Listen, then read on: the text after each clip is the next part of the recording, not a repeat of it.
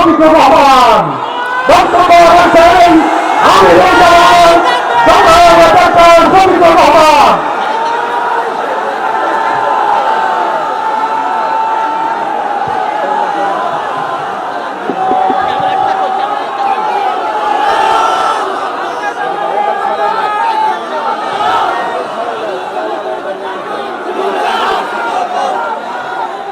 আসসালামু আলাইকুম ওয়া রাহমাতুল্লাহ।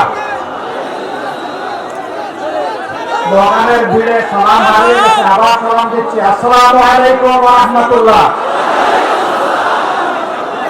আলহামদুলিল্লাহ রাব্বিল আলামিন ওয়াসসালাতু ওয়াসসালামু আলা রাসূলিল কারীম ওয়া আলা আলিহি ওয়া সাহবিহি ওয়া আহলি বাইতি আজমাইন। বাংলাদেশ জামাত ইসলামী শহীদানের মার্কাজ ঐতিহ্যবাহী সাতক্ষীরা জেলা শাখা আয়োজিত আজকের এই কর্মী সম্মেলনের সম্মানিত সভাপতি, সম্মানিত জেলা আমির, উপস্থিত বিশেষ অতিথিবৃন্দ, বাংলাদেশ জামাত ইসলামীর নির্বাহী পরিষদের অন্যতম সদস্য, সাতক্ষীরা মাটি ও মানুষের প্রিয়জন জনাব অধ্যক্ষ ইজ্জতুল্লাহ, অন্যতম সদস্য নির্বাহী পরিষদের জনাব মোবারক হোসেন, সাতক্ষীরা মাটি এবং মানুষের নেতা এবং প্রিয়জন জনাব মুহাদ্দিস আব্দুল খালেক সহ আঞ্চলিক নেতৃবৃন্দ এবং সাতক্ষীরা প্রিয় সহকর্মী ভাই ও বোনেরা, আমি জানি এই কর্মী সম্মেলন শুধু ভাইদের জন্য, কিন্তু বাসার আঙ্গিনায় আসার পথে অনেকগুলা সাবেক উৎসুক ভক্তদেরকে আমি দেখতে পেয়েছি। আজকে তাদেরকে আমরা মাহরুম করেছি বলে দুঃখিত। আগামীতে তাদের জন্য কোনো আয়োজন করা হবে বলে আমি প্রত্যাশা রাখি ইনশাআল্লাহ। আপনারা সবাই কেমন আছেন? আল্লাহ রাব্বুল আলামিন ইজ্জতের সাথে আপনাদেরকে ভালো রাখুন। এই মাটিকে আমরা খুব ভালোবাসি। কোরআনের পক্ষে কথা বলতে গিয়ে, আল্লাহ দ্বীনের পক্ষে কথা বলতে গিয়ে, মুসলিম নেতৃবৃন্দের পক্ষে কথা বলতে গিয়ে বাংলাদেশের কোন জেলা এত বেশি জীবন এবং রক্ত উপহার দেয়নি। এই জন্য সাতক্ষীরার অবস্থা বাংলাদেশ জামাত ইসলামের কাছে অনন্য উচ্চতায়। আল্লাহ তাআলার দরবারে দোয়া করি, আল্লাহ তাআলা ক্রমাগত ভাবে যেন এই জেলার মর্যাদা বৃদ্ধি করে দেন। সম্মানিত ভাই ও বোনেরা, বাংলাদেশ আমাদের প্রিয় জন্মভূমি।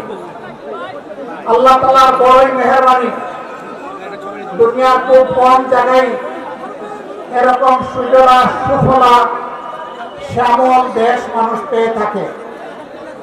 আমরা এমন একটি দেশ পেয়েছি, মাটির উপরে অফুরন্ত সম্পদ, মাটির গর্ভে অফুরন্ত সম্পদ, সমুদ্রের গর্ভে অফুরন্ত সম্পদ। আমাদের এই সম্পদগুলো জনগণের উপকারে আসছে না। যারা জনগণের ত্রাতা হয়ে কর্তা হয়ে বিভিন্ন সময় দেশ শাসন করেছেন, জনগণের সম্পদ সুকৌশলে চুরি করে তারা তাদের পকেটে ঢুকিয়েছে। এই জন্য বাংলাদেশের জনগণ তাদের প্রাপ্য হিস্সা পায়নি, সুষম উন্নয়ন হয়নি। 15 সালের দিকে কোনো এক রমজানে আমি ঈদ উদযাপন করতে এসেছিলাম এই জেলার শহীদ পরিবারগুলোর সাথে। সকাল 9:30 থেকে অথবা সকাল 10টা থেকে রাত 9:30 পর্যন্ত আমি এই জেলার ভাঙ্গাচুরা খানা খন্দকে ভর্তি রাস্তাগুলা দিয়ে গাড়ি ফেলে আমি এবং আমার সঙ্গী 2টা মোটরসাইকেলে চড়ে সারা জেলা ঘোরার চেষ্টা করেছি। আমি লোকদেরকে জিজ্ঞেস করেছিলাম আমরা শুনে থাকি উন্নয়নের জোয়ারে দেশ ভাসছে, সেই জোয়ারের সামান্য ছিটাফোঁটা পানি কি এখানে আসে না? বলে যে না, আসে না। কেন আসে না? বলে বর্তমান শাসক গোষ্ঠী সাতক্ষীরাকে বাংলাদেশের অংশ মনে করে না। সাতক্ষীরার উপর তারা জুলুম করেছে, সাতক্ষীরার জনগণের অধিকার দেয়নি, মানুষ খুন করেছে, গুম করেছে, পঙ্গু বানিয়েছে, ইজ্জতের উপর হাত দিয়েছে, সম্পদ লুণ্ঠন করেছে এবং মানুষকে কার্যত তারা তাদের দাসে পরিণত করেছে। কম বেশি এই চিত্র ছিল বাংলাদেশের। সবচেয়ে খারাপ অবস্থা ছিল সাতক্ষীরা। আমরা মহান আল্লাহর দরবারে দোয়া করি, শুধু আল্লাহর দ্বীনের পক্ষ নেওয়ার কারণে যদি এই জেলার এই অবস্থা হয়, আল্লাহ তুমি দুনিয়া এবং আখিরাতে এই জেলার মর্যাদা তুমি বাড়ায় দাও। প্রিয় সহকর্মীবৃন্দ, বাংলাদেশ জামাতে ইসলামী আল্লাহ এবং জনগণের কাছে প্রতিশ্রুতিবদ্ধ যে এই জমিনে আমরা ইনসাফ কায়েম করতে চাই, আমরা দুর্নীতিমুক্ত একটি বাংলাদেশ গড়তে চাই, আমরা সুষম উন্নয়ন মানুষকে উপহার দিতে চাই। আমার জেলায় প্রধানমন্ত্রী আছে, তাই সব কিছু এই দিকে জোয়ারের পানিতে চলে আসবে, এই বাংলাদেশ আমরা দেখতে চাই না। আমরা এমন একটি বাংলাদেশ দেখতে চাই, কেউ চাইলেও তার অধিকার পাবে, না চাইলেও তার অধিকার পাবে। আমরা এমন একটি বাংলাদেশ দেখতে চাই যেই দেশের লক্ষ বেকার যুবকের মিছিল হবে না, বরঞ্চ আমাদের যুবকেরা আমাদের সম্পদে পরিণত হবে। তাদের হাতে মূল্যহীন এক টুকরা সার্টিফিকেট ধরিয়ে দেওয়া হবে না, বরঞ্চ শিক্ষা সমাপনের সাথে সাথে তাদের হাতে কাজ তুলে দেওয়া হবে। এমন শিক্ষা চাই আর এমন শিক্ষিত জাতি চাই। তবে এই শিক্ষা অবশ্যই নৈতিক এবং দুনিয়াবী বা জাগতিক শিক্ষার সমন্বয় হতে হবে। মানুষ যাতে মানুষ হয়, শিক্ষা নিয়ে মানুষ যাতে ডাকাত না হয়, আমরা সেই শিক্ষাটি চাই। আমরা এমন একটি দেশ চাই, যে দেশে আমাদের মা বোনেরা নিঃসংকোচে যেমন ঘরে সুরক্ষিত থাকবেন, কর্মস্থলেও সুরক্ষা পাবেন, রাস্তাঘাটেও সুরক্ষা পাবেন। তাদের দিকে কোন খারাপ লোক চোখ তুলে তাকানোর কসরত পাবে না। তারা ইজ্জতের সাথে মর্যাদার সাথে তাদের দক্ষতা দিয়ে দেশের উন্নয়নে তারাও ভূমিকা রাখবে। নবী করিম সাল্লাল্লাহু আলাইহি ওয়াসাল্লাম মানব জীবনের সবচেয়ে ঝুঁকিপূর্ণ কাজেও মহিলাদেরকে শরীক করেছে। সেই কাজটি হচ্ছে যুদ্ধ। যুদ্ধে মারা পুরুষের পাশে থেকে তারাও যুদ্ধ করেছে। বিশেষ করে বদর যুদ্ধের কঠিন দিনে আমি প্রায় এই উদাহরণটা দিয়ে থাকি।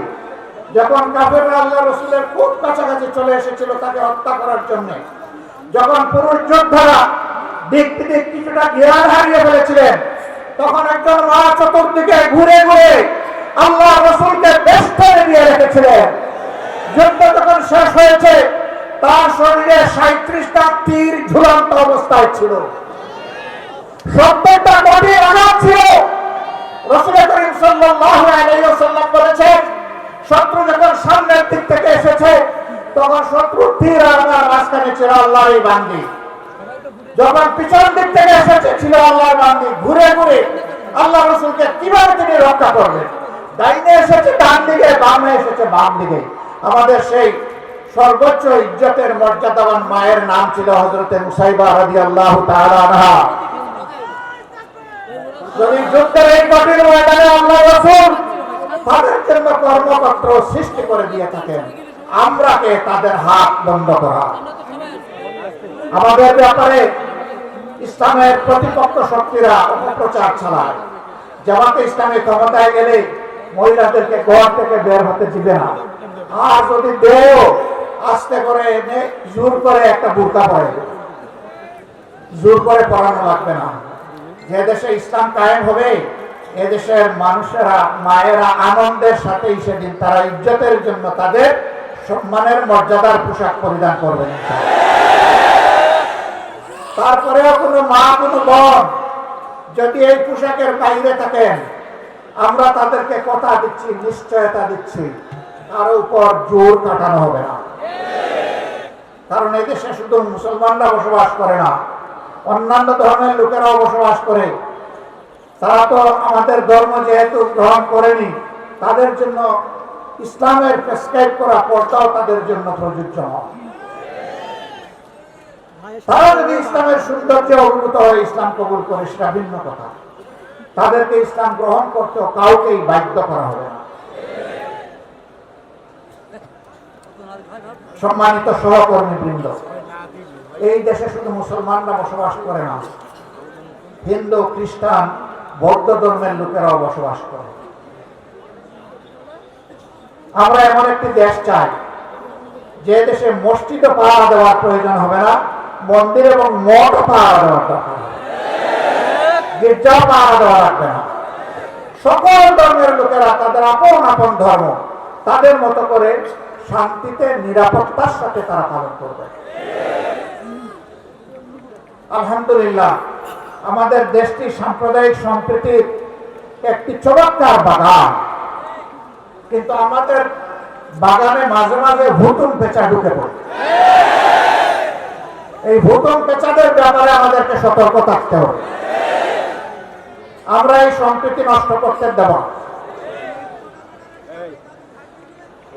আমরা এমন একটি বাংলাদেশ গঠন করতে চাই যেখানে মানুষকে তার শিক্ষা কিংবা কাজের ধরন দেখে মর্যাদা দেওয়া হবে না, বরঞ্চ প্রত্যেকটা মানুষকে আশরাফুল মখলুকাত হিসেবে মর্যাদা দেওয়া হবে।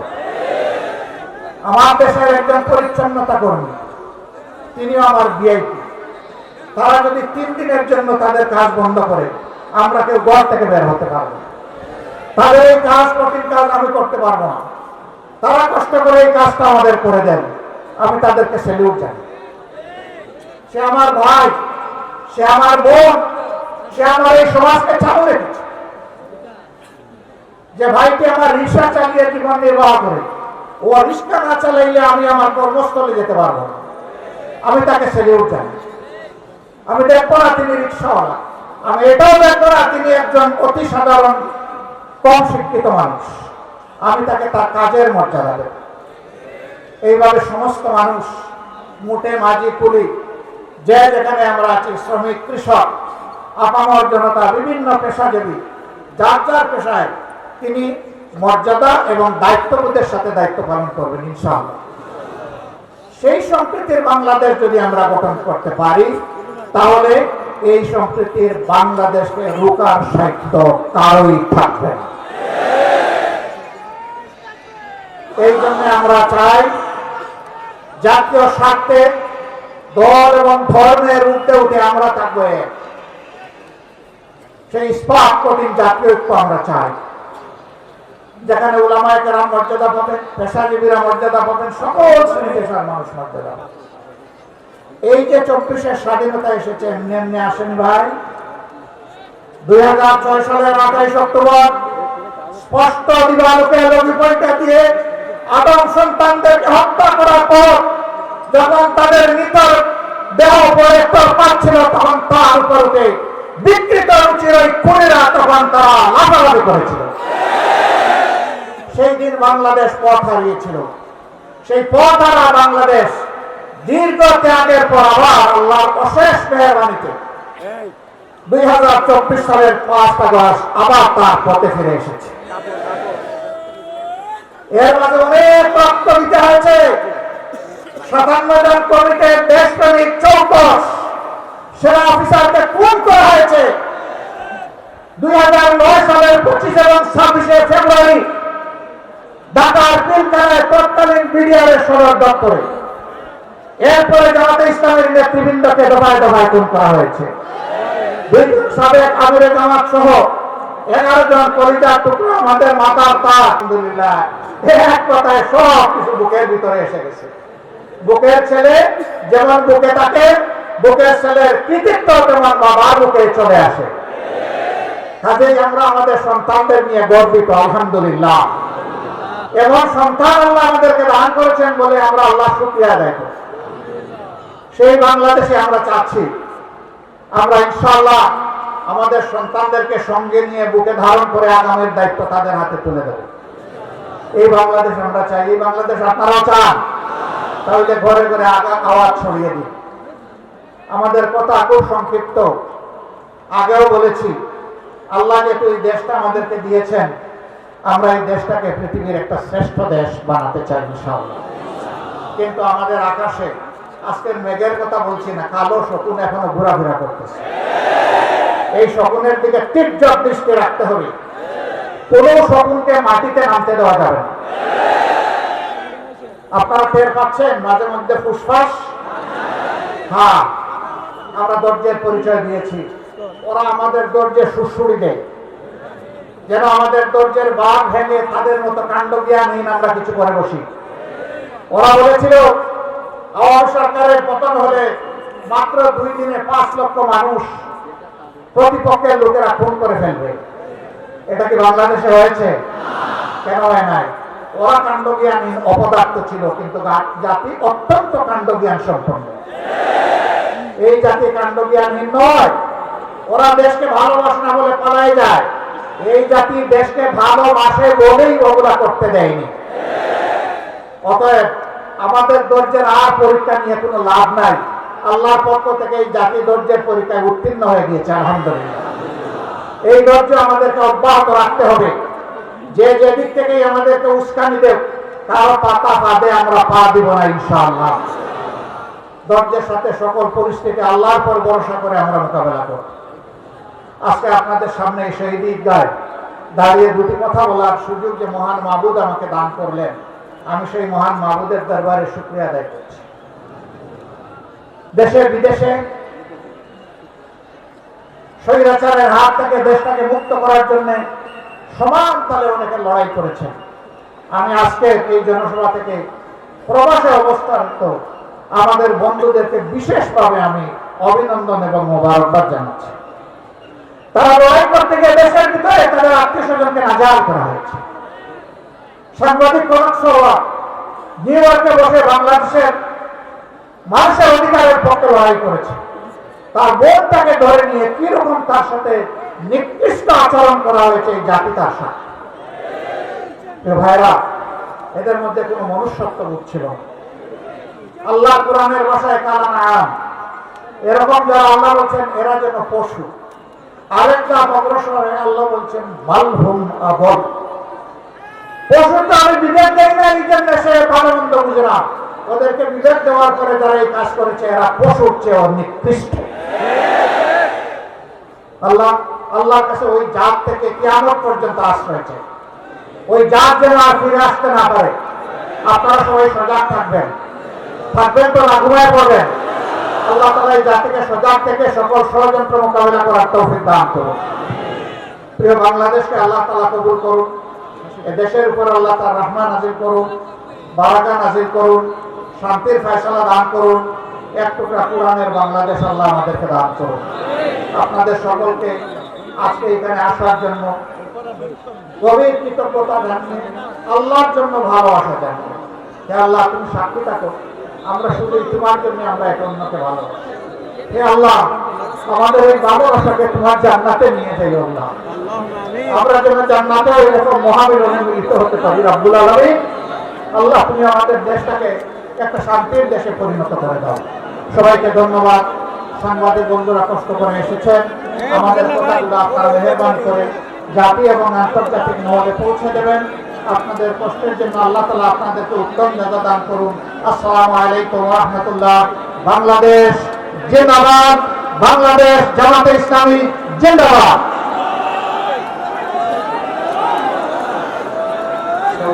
সাথী বন্ধুগণ, আমরা অপেক্ষাকৃত কম সময়ে আজকের এই সম্মেলন শেষ করে দিচ্ছি। আপনারা বহু দূর দূরান্তে যাবেন, সেই জন্য আপনাদেরকে অনেক অনেক শুকরিয়া। একটু অনুরোধ করছি, মাঠের ভিতরে যারা আছেন বদরামের জামাত এক্ষুনি ওরা সাথীদের নিয়ে বের হয়ে যাবে। প্লিজ আপনারা মাঠটা আগে ত্যাগ করবেন না। আমি আমাদের গাড়িটা যাওয়ার পরে আপনারা যদি বের হন তাহলে আমরা আপনাদের প্রতি বাধিত হই। আপনাদেরকে আল্লাহ ভালো রাখুন, সুস্থ রাখুন। আসসালামু আলাইকুম ওয়া রাহমাতুল্লাহ। দে